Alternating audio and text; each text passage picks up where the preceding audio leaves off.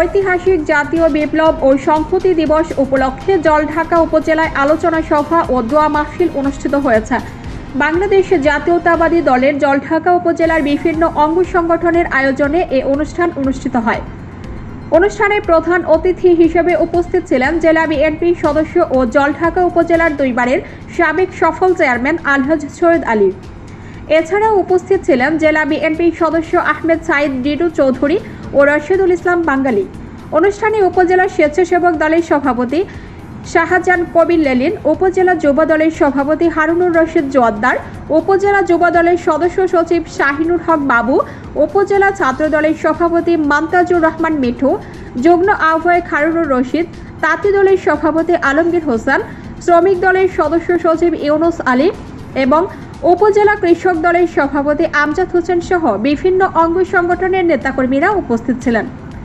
উপজেলা যুব দলের সদস্য সচিব শাহিনুর হক বাবু বলেন, আজকে বিএনপি যে ঐক্যবদ্ধ গড়ে তুলেছে জলঢাকায়, সে ঐক্য ধরে রাখার দায়িত্ব সিনিয়র নেতাদের।